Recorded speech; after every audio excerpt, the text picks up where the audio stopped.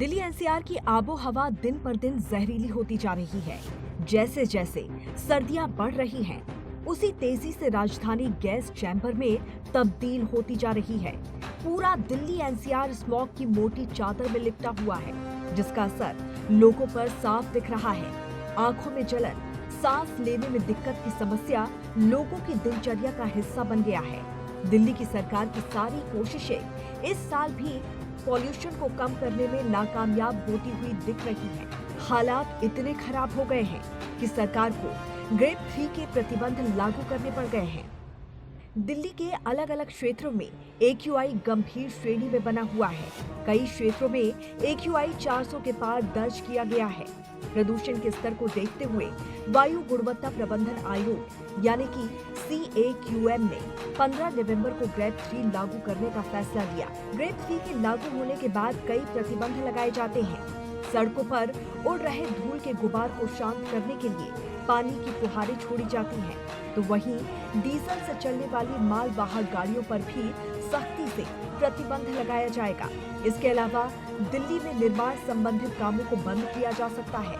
साथ ही भवन और इमारतों की तोड़फोड़ और निर्माण खनन से संबंधित गतिविधियों को पूरी तरह से बंद कर दिया जाएगा।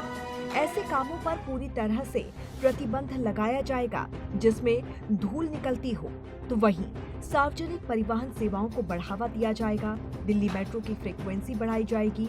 ऑफिस आवर्स और वीकडेज में भी फेरियों की संख्या बढ़ाई जाएगी। इस आदेश के बाद अब राष्ट्रीय राजधानी क्षेत्र में 5वीं तक के बच्चों की क्लास ऑनलाइन मोड पर चलेगी। इसको लेकर दिल्ली की मुख्यमंत्री आतिशी ने भी ऐलान जारी कर दिया है। Commission of air quality management यानी कि CAQM ने कहा कि दिल्ली एनसीआर में BS3 पेट्रोल और BS4 डीजल 4 व्हीलर्स पर रोक लगाई जाएगी।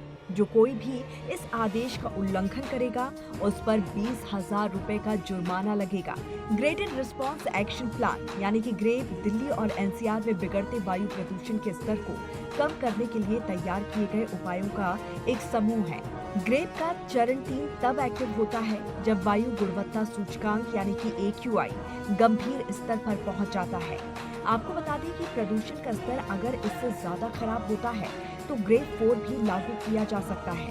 उस स्थिति में बच्चों और बुजुर्गों को जहां तक हो सके घर से ना निकलने की सलाह दी जाती है। तो वहीं जिस तरह से वायु प्रदूषण लगातार बढ़ रहा है, लोगों को स्वास्थ्य संबंधी दिक्कतें भी हो रही हैं।